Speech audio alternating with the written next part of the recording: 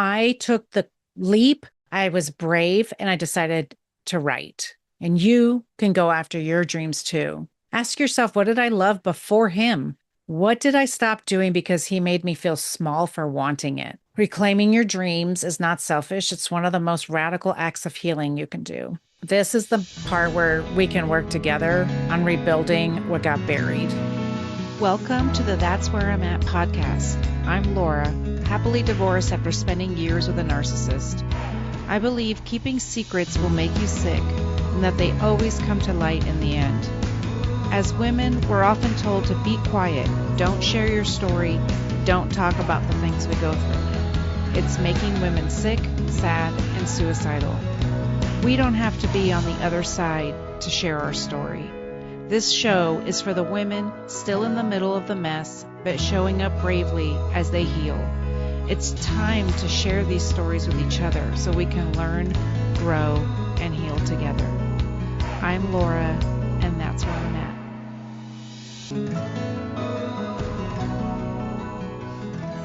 Please take note that this episode may contain subjects that may be triggering to certain listeners. Please take care when listening today. Hi, guys. Welcome back to the That's Where I'm At podcast. Today, we're going to be talking about the trauma bond. I want to talk to you about my story and how when I first left my marriage, I had the weirdest feeling. How could I love him and how could I hate him at the same time? I didn't understand that at all. I didn't understand how that was possible to love somebody and hate somebody at the same time. And then as I started to learn about narcissistic abuse, I learned about the trauma bond. And the trauma bond is a real chemical reaction where we are missing our abuser. The person who is abusing us is also the person who's soothing us. And so it's so confusing, but there's an actual chemical reaction happening. So let's talk about why, when you have the trauma bond, why can't you just walk away? And how do you start healing? I hated him and I also missed him every single day. I mean, we had spent 33 years together, so of course I was missing him so bad. I didn't understand. I didn't understand that. I hated him so much. Before I knew what was going on behind the scenes and unraveling his lies and betrayals, I still had that feeling of, okay, well, I just decided to get a divorce. Okay, now we're divorced. And I'm still like, my brain is still wanting to figure out where he is. My brain would ask me, where's my husband? Don't we have a husband? And I'd have to tell my brain literally, no, we don't have a husband anymore. Stop it. And my heart was broken. Why did I get divorced? Why couldn't he just love me? Why couldn't he just acknowledge me? And why couldn't he like me? Oh, that was a big one. I wanted to be liked by my husband. I didn't think that was too much to ask, but I really didn't think he liked me. He would tell me he loved me, but he didn't act like he liked me. And I didn't understand why we couldn't just make it work. And so we got divorced and I still missed him. I also didn't know until I started to understand some things that were happening that you can actually have two opposing thoughts. You can actually hate somebody and love somebody at the same time. You can miss them and still be glad that you left the relationship. I didn't understand that. So the trauma bond happens when your abuser is also the one who's soothing you. You get that intermittent reinforcement. And so that's why you stay so attached. It's like a slot machine. You never know when you're going to be rewarded with the good, but you know it's coming. And so it makes you hang on longer than you need to. There were so many times where I would see the good in what was going on in the day. And then maybe at the end of the day, I would get scolded or I would get told that I did something wrong. Was often told when we were coming home from a party, all the things I did wrong and how everybody was so embarrassed by me because I laughed so loudly or whatever it was. It was always about me being too loud. And that's how he kept me really quiet. And So the intermittent reinforcement was, oh, we were having a good time and he seems happy and we seem happy and things are going great. And then I would get scolded for being too loud, being too much, being too whatever. I also think that when they tell us that we're too much, it's because they can't handle it. Narcissists usually can't handle when we're too much, whatever that means to them. They want you quiet and small, and basically they want you to be gone, but making you quiet and small is a good start. And I wonder if you can relate to any of this. So we are all susceptible to the trauma bond. If you've been in a relationship with an abuser for any length of time, we're all in a psychologically abusive relationship, regardless of whether being hit or not. And with that, it actually forms the trauma bond. It can happen really fast. And so you may feel shame about that. So many women on my social media will say, I stayed longer than I should have. I stayed too long. And the thing is that that's because we were being lied to and we lived off of hope. And so, of course, we're thinking that it's going to get better because we do see it getting better. We see it getting better. We see them loving us. We see them being good to us. We experience those things. And so it's hard because then we experience the bad side of them psychologically abusing us, backhanded compliments, being rude to us, telling us we're nothing, telling us we'll never amount to anything, telling us we're not good at certain things, telling us that everybody else in the world does things better than we do. And like I mentioned earlier, he would tell me that nobody likes me. Everybody at the party was so embarrassed by you and what you had to say. If I gave an opinion, it was the wrong opinion and everybody was embarrassed by that. I can't believe you said those things like that. And so we get both sides, and this keeps us in the trauma bond. When we leave an abusive relationship, we're going to feel shame because we've stayed too long, or we think we've stayed too long. Why didn't we see what was going on around us? Why did we allow somebody to treat us like that? And many people don't realize that the trauma bond is really strong and the confusion hits even harder after you leave. The chemical cocktail that's happening to get your brain hooked is the oxytocin, serotonin, dopamine, cortisol, and adrenaline.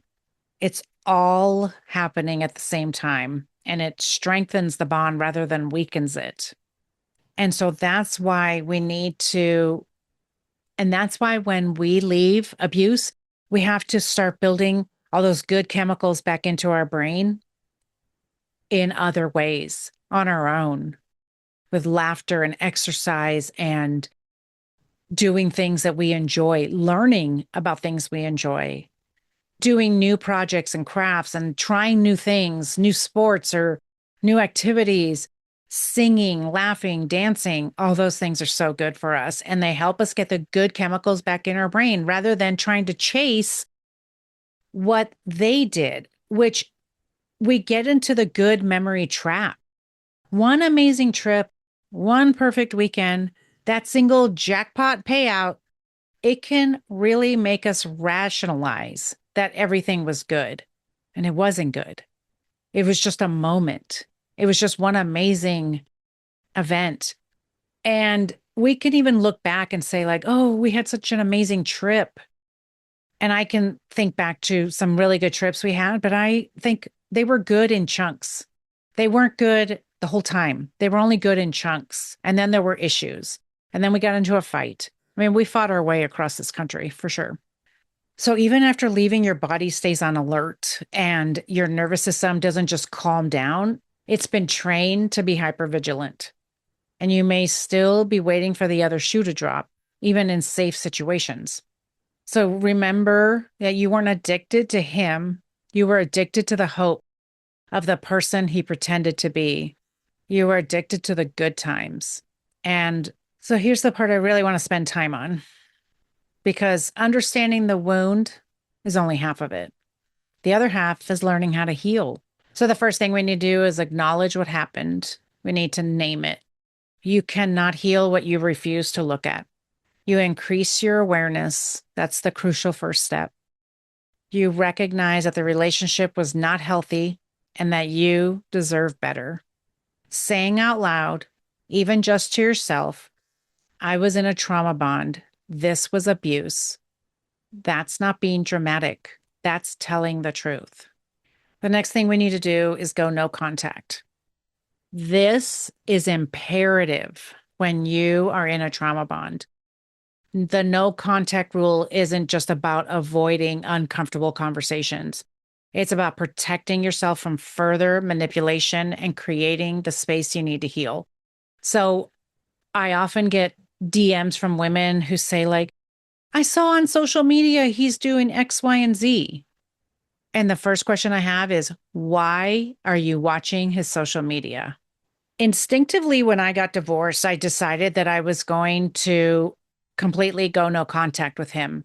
I didn't know I was in narcissistic abuse when I was first getting divorced. And I was instinctively working on ways to protect myself. And one of the reasons why I wanted to go no contact was because I knew that he was going to end up with this woman that he was messing around with behind my back. He said she was just a friend, and I just didn't believe him. And so I said to him, I know you guys are going to end up together. I don't want to watch it happen. So I actually went in and I unfriended everybody that was like a mutual friend that was his, mostly like his original friend. And then I blocked him. I didn't want to see anything happen. I didn't want anybody to tag him and then I accidentally see it or anything like that. So I just completely blocked him. And that is something I instinctively did. And I'm thankful that I did. Because while they didn't post immediately on social media that they were together, eventually all the pictures started happening. And I actually had someone reach out to me and say, did you see your ex is dating so and so? And I said, no, I didn't, because I was on no contact. I didn't know that going no contact was really the way to break the trauma bond. So going no contact disrupts the pattern of trauma bonding, allowing you to detach emotionally and begin to see the relationship for what it really was. We have to go no contact. Now, if you are co-parenting with somebody, you can go no contact on their social media and then just have a communication through email or through a parenting app. But you do not need to follow their social media. There's no reason. Some people have told me, well, I want to watch their social media in case they say something about me. No, we don't need to do that, because every time you do that, you're still trauma bonded to them. That you still get that dopamine hit and you shouldn't be getting it from them. The other thing too is we think somehow that they're going to be miserable without us. No, they're not going to be miserable without us because they need a new supply. So they're actually probably going to post some really hurtful things, and especially if they know you're watching. The hurtful things they might say are like, this is the love of my life. I've never met anyone like this person that I'm with now. No one has ever loved me like they do, and I have never loved anyone like I love this person. Would you want to see that? You wouldn't. So that's why you completely have to shut down their social media. You have to acknowledge the reality. If you share children or you're still in the same home, full no contact may not be immediately possible, and that's okay. Low contact, firm boundaries, and minimizing engagement all count. No contact is not cruelty. It is survival. It is survival. Sometimes the narcissist will say, maybe we can just stay friends. And it's only because they want to control you. Let me be very clear. Staying friends with them is intentional for them to keep manipulating you. They want you. They will use the we should just stay friends scenario because they want to mess with you. They've been abusing you, manipulating you, gaslighting you, and now you're getting divorced. Why do you think they're going to change? They're not going to change at all. And now they know which buttons to push on you because they installed them all. So just be very careful of that. And if you need support of that, I'm here to help. Okay, so this next step is my biggest thing. Other than no contact, this was the other thing I did, journaling. Journaling can provide clarity and validation, helping you expose the fantasy of the relationship and ground yourself in its reality. Write down the abusive behaviors, create an objective record of what actually happened, what I like to call the shit list. Write out a shit list. They lied, they cheated, they stole, they did this, they did that. My ex called me Shamu anytime I had a snack. My ex lied and said that she was just a friend, but she wasn't. These kinds of things. Remind yourself. So when your brain, which our brain wants to go, and sometimes well-meaning friends want you to like think about the good times. We do not think about the good times in narcissistic or any kind of abuse because that will keep us in the trauma bond longer. What you want to do is look at the shit list and say, like, okay, these are all the abusive behaviors he did. These are all the abusive ways that he treated me. He lied to me. He stole my money.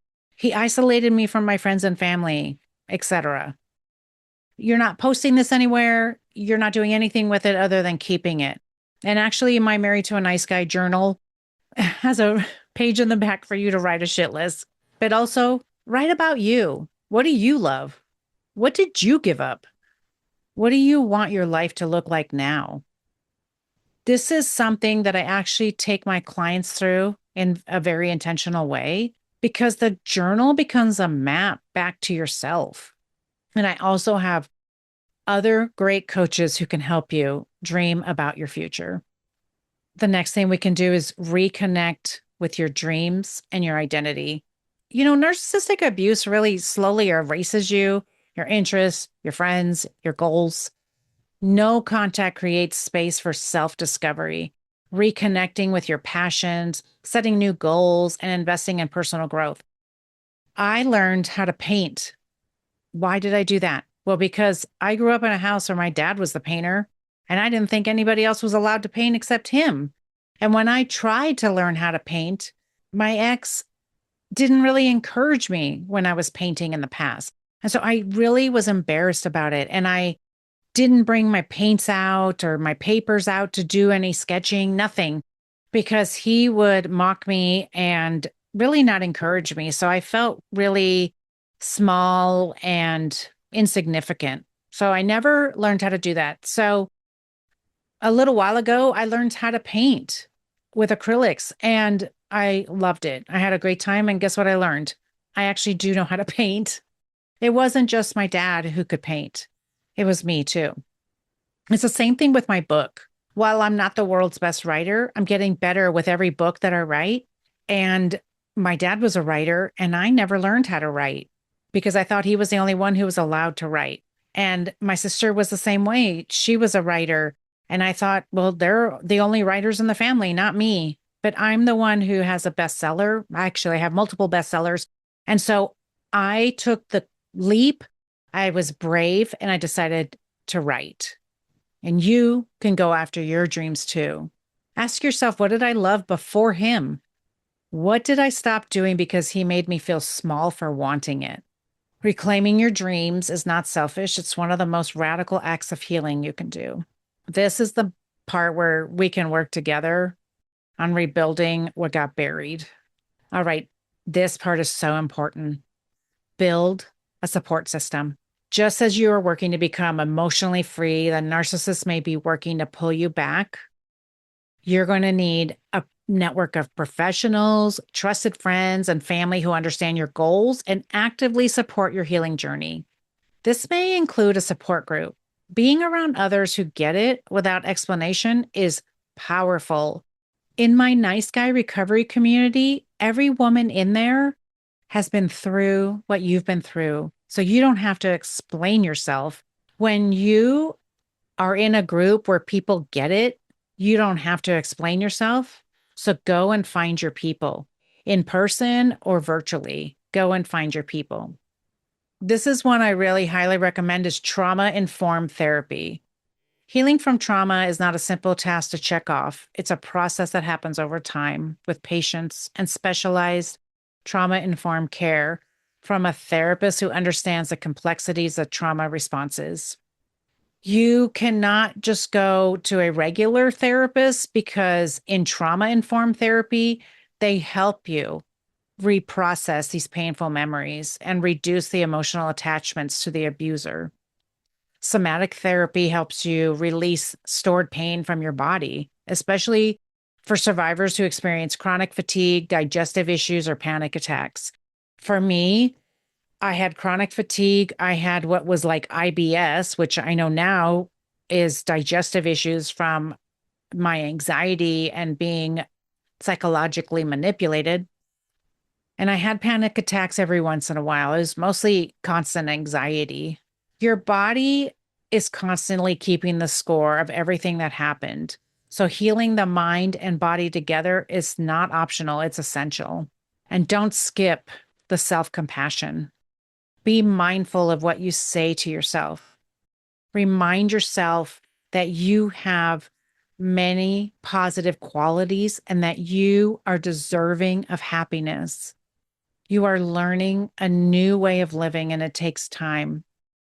Frankly, I wanted to be healed immediately. I left my marriage and I said, I'm getting rid of the problem. I swear I thought I was going to be healed overnight. You will not be healed overnight. There is hope on the other side, but it doesn't happen immediately. The narcissist's voice became your inner voice, and part of the healing is replacing that with your own. A couple of months after I had left my marriage, I started to have my own thoughts, and I stopped one day and I said, wait, are those my own thoughts? That to me was so profound. I didn't realize I was hearing his voice all the time until I started hearing mine. And that happens when you leave abuse and you're not actively being abused, you get clarity. And it's amazing the clarity you will get when you leave. And that's why you cannot have any contact with them, because you will never be able to have clarity because they'll still be in your head. We have to break contact with them to start our healing. You spent decades pouring love into someone who couldn't receive it. It's time to pour some back into yourself. Okay, I want to leave you with this. You hating him and missing him at the same time does not make you weak. It makes you human. It makes you someone whose nervous system did exactly what it was trained to do. The confusion is not a sign that you made a mistake leaving. It's a sign of how deep the bond went. And deep bonds take time to untangle, and that's okay. Healing is not linear. Some days are going to be better than others. Some days you're going to feel like picking up your phone and looking at their social media, but don't do it. Keep going. Every single minute counts. Every single minute that you move forward counts. And even if you go back, that's okay. That's normal too. Go back, go forward, keep going. That's the point. Keep going. If today's episode resonated with you, won't you share it with someone who needs to hear it? Because somewhere right now, someone is sitting in their car asking, what is wrong with me? Let's get this to them. Leave a review, follow the show. And if you're ready to go deeper, I work with women one-on-one. I do DM coaching. And I also have a safe group called the Nice Guy Recovery Community, where you can join other women and we do group coaching together live. Everything is in the show notes. I'm so glad you took the time to listen today. Don't do this alone. Make sure you follow along. We're healing through this together. I'll see you next time. Thank you for joining me today on the That's Where I'm At podcast. Did the story today resonate with you? Do you think others would benefit from hearing the stories we are telling? Please go to Apple or Spotify right now to leave a review so everyone in podcast land will know you love the show. We want to continue sharing stories of hope and healing. I'll be back next time. I'll talk to you then.